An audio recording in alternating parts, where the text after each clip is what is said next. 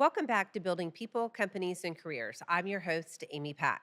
At AccruePartners, we partner with organizations during times of growth, change, leadership transition, and transformation here, Charlotte, the Carolinas, and beyond. In honor of International Women's History Month, today's conversation features women leaders who are shaping organizations, driving impact, redefining what leadership looks like. We'll explore their journeys, lessons learned, and impact they're making today.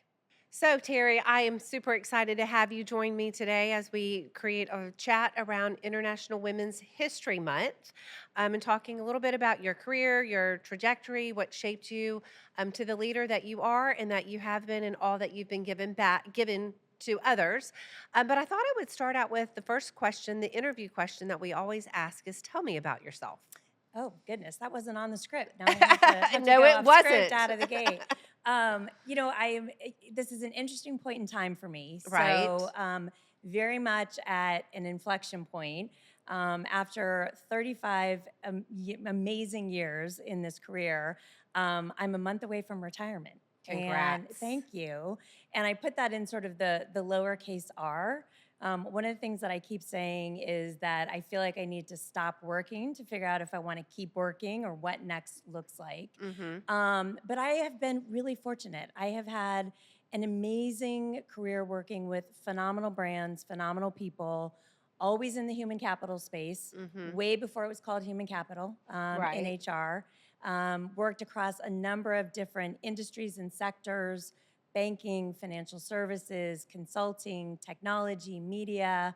And then this most recent stint has been the most fun of them all. I've spent the last 8.5 years as the Chief People Officer for Krispy Kreme. And that is the brand that no matter where you are in the world, when you tell people you work there, they absolutely light up. And so I'm so proud of everything that I've gotten to do and the people I've gotten to work with.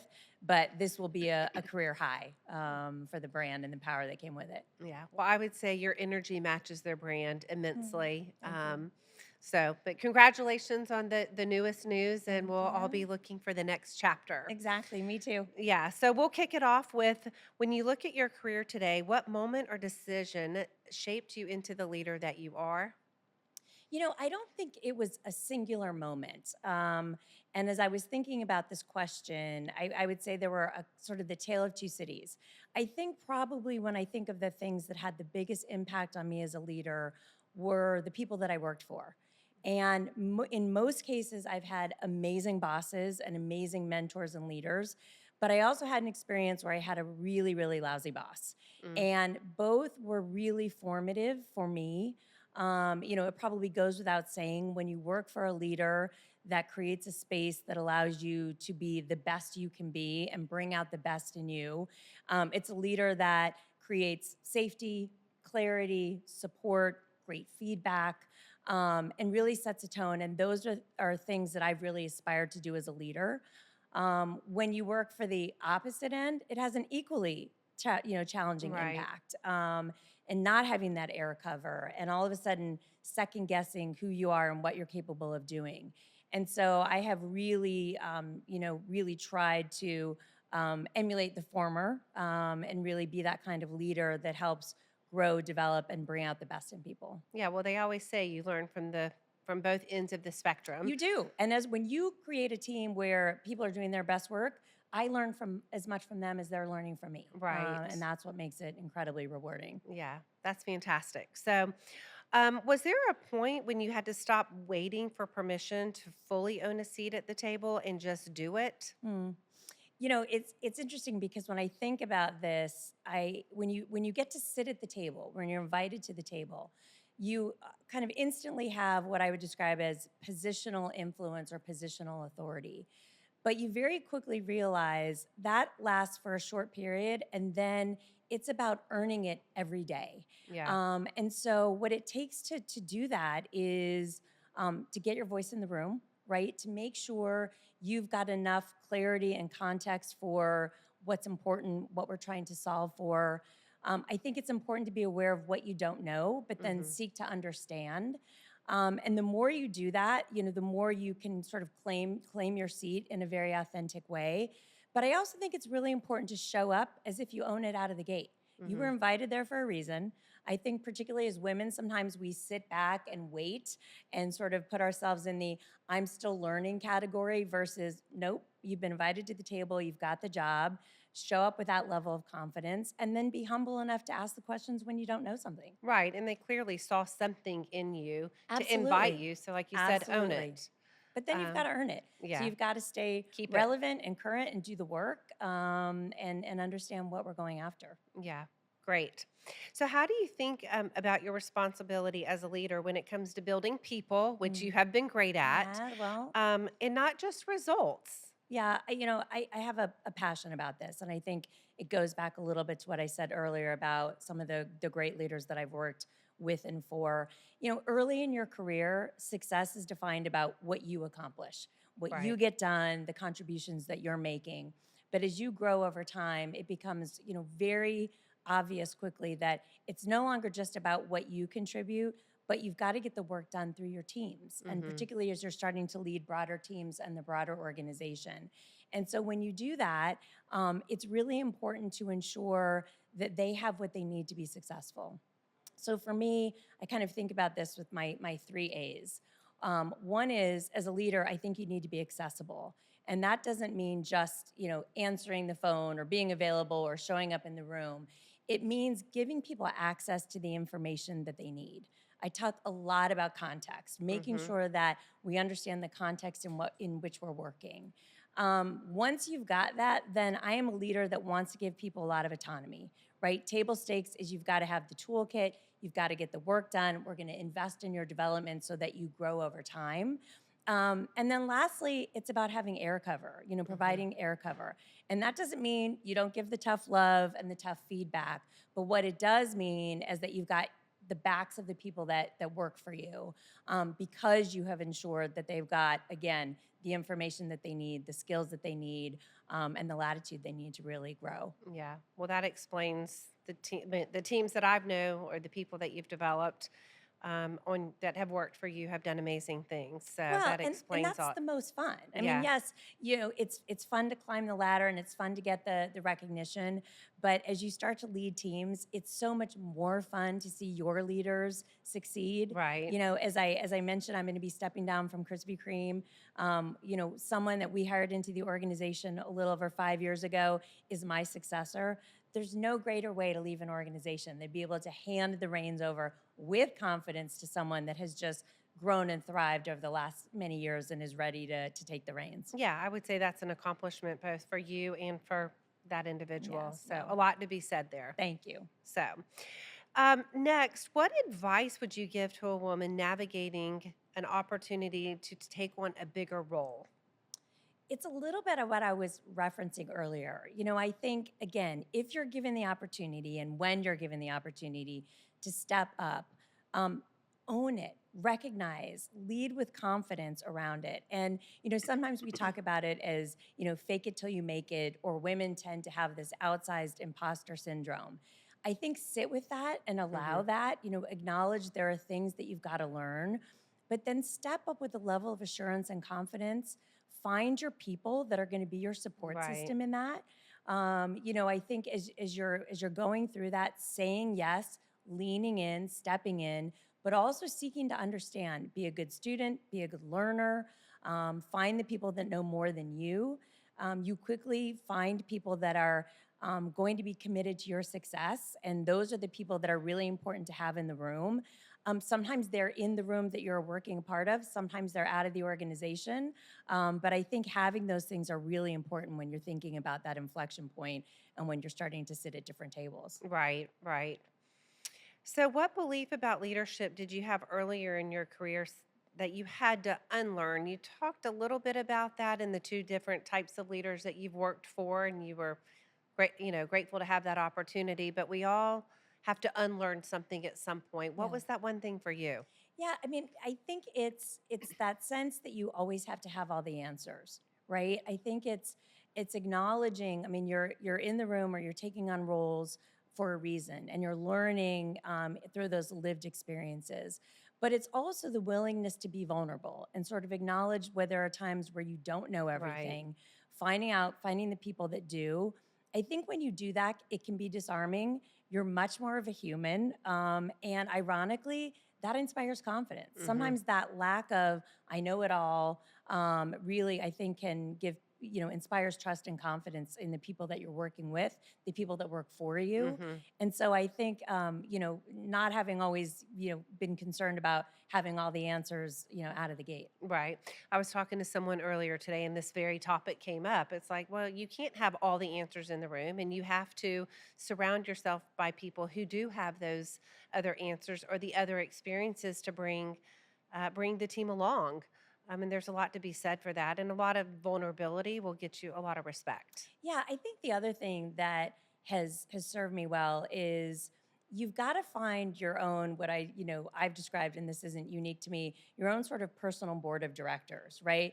The people where you can just be very real, very vulnerable, who are not going to tell you everything you want to hear all the time, but Right. are going to tell you what you need to hear all the Yeah. time, Challenge right? you. Absolutely. Challenge you, support you, are there kind of through thick and thin, but where you can just let down and have your safe place and safe Hmm. space. And for me, oftentimes that's been a lot of really high powered, badass women, but you also really need to have the men as well, right? Right. Those trusted advisors and allies, but people who keep it real for you. Yeah. Have a variety. Absolutely. So this last question, I think it's very fitting as you look ahead. Now that you have the little R that you referred Yes. to, but you looking back, what is the meaning? What does the meaningful success look like now that you're looking beyond title and achievement? Yeah. There were a few things that I hoped would be true when I stepped down from this role, and I have a great partner in our CEO, and we've been intentional and planful for this for some time, and so that isn't always the case. So I feel that that's been a bit of a gift, but it really was ensuring that the teams that I led and the team that I'm a part of were best set up for success, so Hmm. that any organization needs to have the kind of bench strength, and everyone is replaceable. But ensuring that as I stepped away, people were really equipped to step up and thrive and continue to do their best. And so for me to be able to do that, and as I said, hand over the reins is just a gift and a privilege. And now it's stepping back and it's stepping from afar. As I mentioned, I've had the opportunity to work with so many amazing people over time, at a number of different companies. So many of those people are still in my life. And so when you look back on, the caliber and quality of those relationships that have stood the test of time as we've all had our ups and downs and career shifts and moves.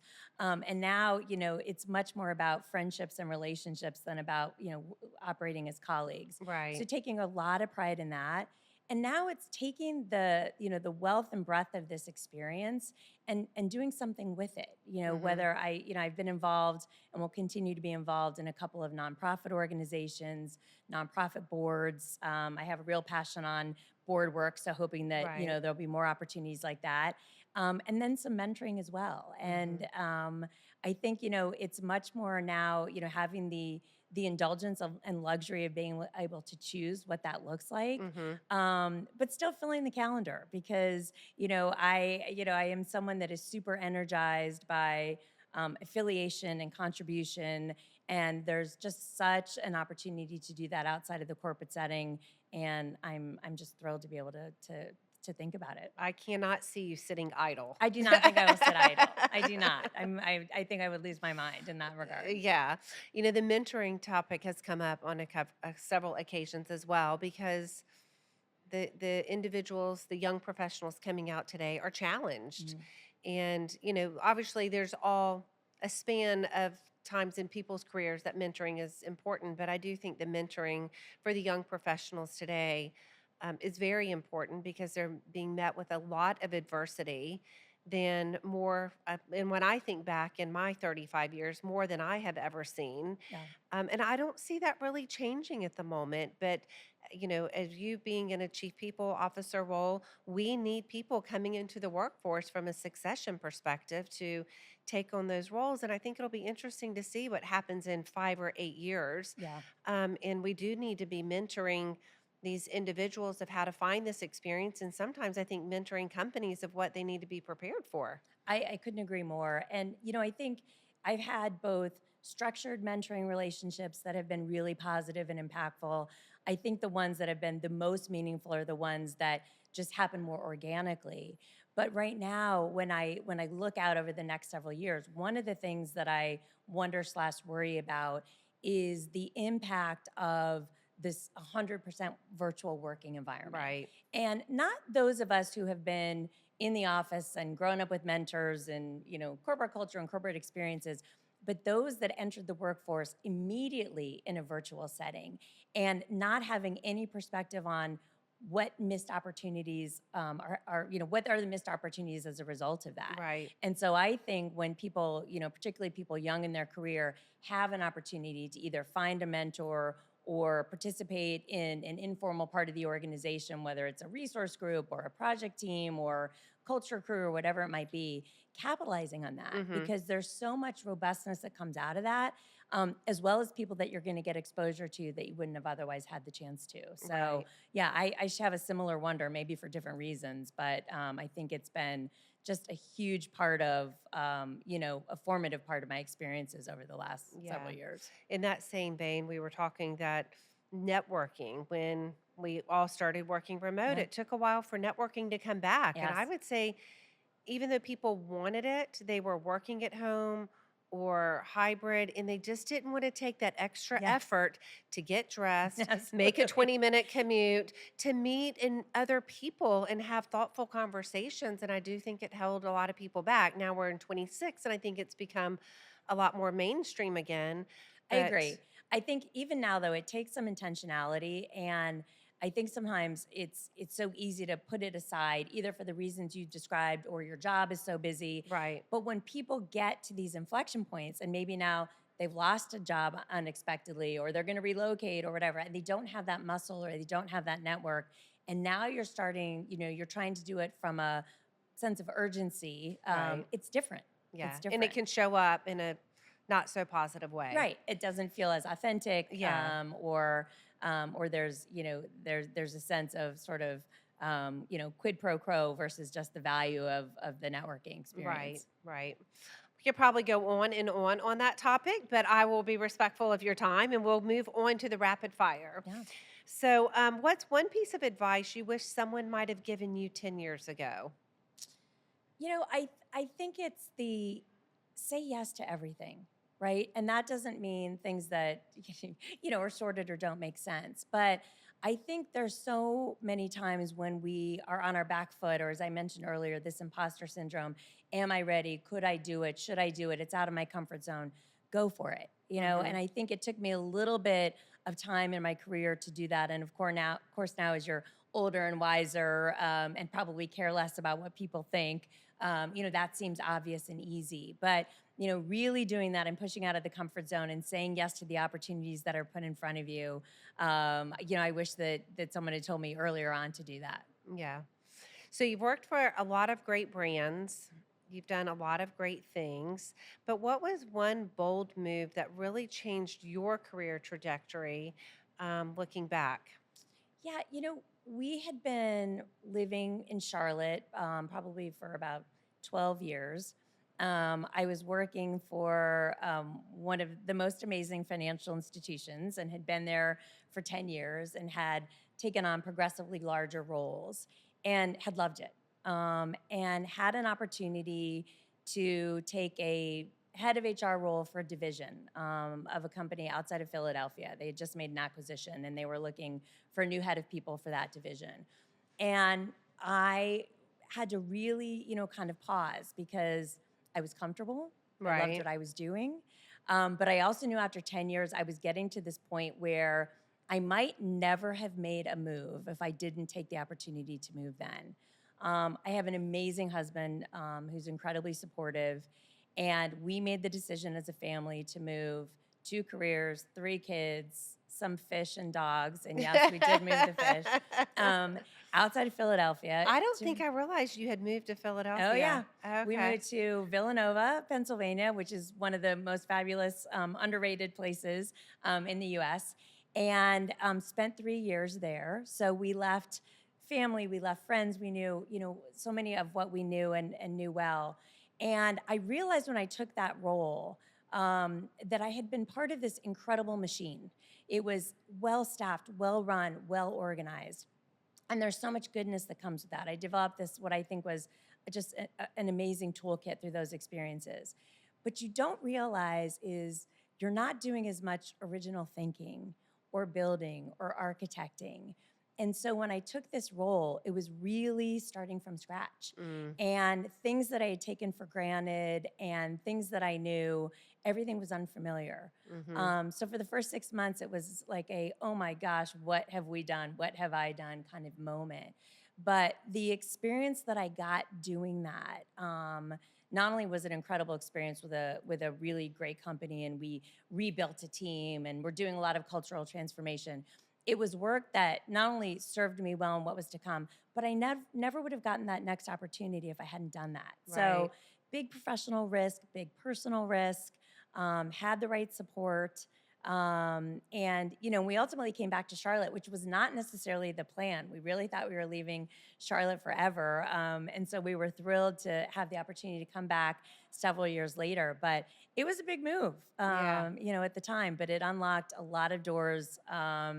I learned a tremendous amount, stubbed my toe along the way for sure, but back to had an amazing boss, really supportive, built an incredible team, a team that I'm still so proud of and in touch with today. So yeah, that was probably, a big That kind of was a change big the move. trajectory. Well, you do have a big social circle and a big network in Charlotte, Yeah, but what does the saying go? Like, if you hadn't have left, you might not have. Not only did it propel you in so many professional ways, but you might not have really realized what the social circle really meant if absolutely. you hadn't No, left. I think And that's well said. That's well um, said. We have lots of great family and good friends that we refer to as family because they're that kind of yeah, I that kind love of that family family. and friends. So feel really fortunate in that regard. Yeah. But it was great to have that experience and then come back. Yeah. Okay. And I think, was that when I was first introduced to you I when you think it came may have back? been. I think it may have. I thought you had been here the whole time. I Yeah. didn't realize you had gone there and come back, and then that's when you went to work at Krispy Kreme. Yes, well, and it's interesting because as we've announced my news to step down, people have said, "So are you guys going to stay in Charlotte?" And we've been in Charlotte with the exception of what I described for Yeah. the better part of 25 years. So this is absolutely home for us, Yeah. and just thrilled to stay. Yeah, that's great. Yeah, Well, I look forward to seeing your new journey and thank what's you. next as you look at the little R, and anybody that has the opportunity to work with you, alongside you, or for you is super fortunate. And I Well, and you appreciate you are the sharing the perfect journey. example of a colleague who turns friends. Yeah. So thank you. Well, thank you. Appreciate it. I've loved getting to know you and all your referrals, and get to know your family, Yes, your that too. husband, and two of your kids. I That's got one right. more I need to That's right. meet. Got to meet the baby. That's right. Yeah, but you've done some amazing things. So thank you for everything, Terry. Thanks, Amy. Appreciate you. Yeah.